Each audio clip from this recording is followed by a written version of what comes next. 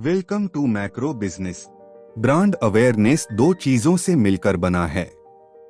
एक ब्रांड और दूसरा अवेयरनेस।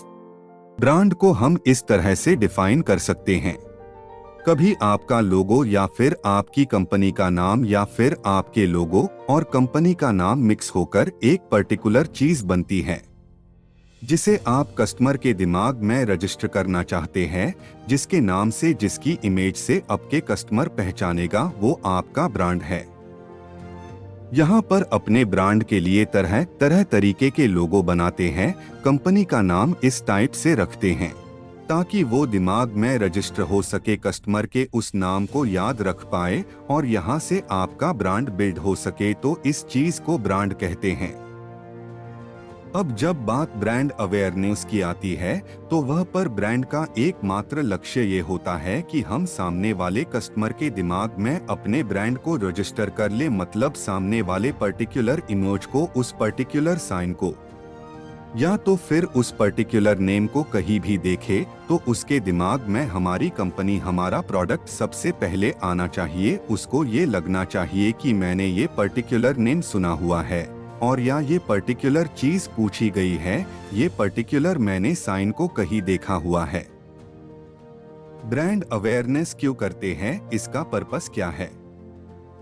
ब्रांड अवेयरनेस लोग इसलिए करते हैं क्योंकि ह्यूमन साइकोलॉजी के अकॉर्डिंग जब भी कोई व्यक्ति किसी चीज से रिलेशन फील करता है तो उसके बारे में पहले देखा या सुना रखा होता है, पहले उसे कंपनी या प्रोडक्ट के बारे में जानते हैं, या हमने उसका एडवर्टाइजमेंट देखा होता है, या टीवी में देखा, या फिर रेडियो में सुना है, या फेसबुक में देखा है, कहीं न कहीं देखा होता है। जब हमको उस प्रोडक्ट से रिलेटेड कुछ लेना होता है तो हम ऐसी चीजों को प्रेफरेंस करते हैं जिसके बारे में हमने सुना रखा है, न कि ऐसी चीजों को जिसके बारे में हमने पहले नहीं सुना है। सपोज अगर आप जीन्स लेने गए हैं तो वह पर आप यही देखते हैं कि मैंने इस पर्टिकुलर कंपनी का नेम सुना हुआ है।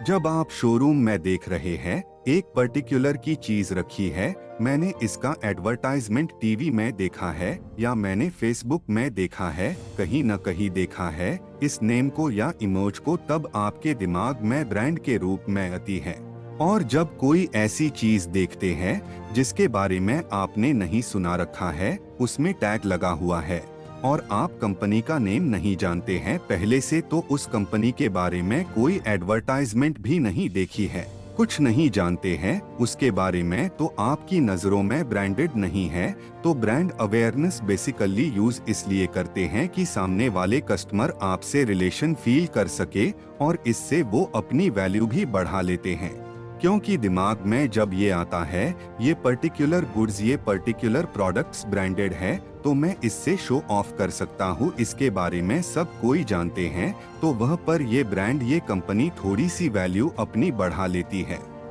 और कस्टमर्स को अपने प्रोडक्ट भी सेल कर लेती है। नॉन ब्रांडेड प्रोडक्ट्स सस्ते जरूर होते हैं लेकिन ब्रांडेड प्रोडक्ट्स की सेल ज्यादा होती है और अच्छी वैल्यू में हो जाती है, तो इसीलिए कंपनीज ज्यादा से ज्यादा ब्रांड अवेयरनेस में फोकस करती है। वो किसी भी मीडियम से करे, ट्रांजिशनल की थ्रो करे या डिजिटल मार्केटिंग की थ्रो करे, लेकिन उनका मेन टारगेट है ब्रांड अवेयरनेस करना है।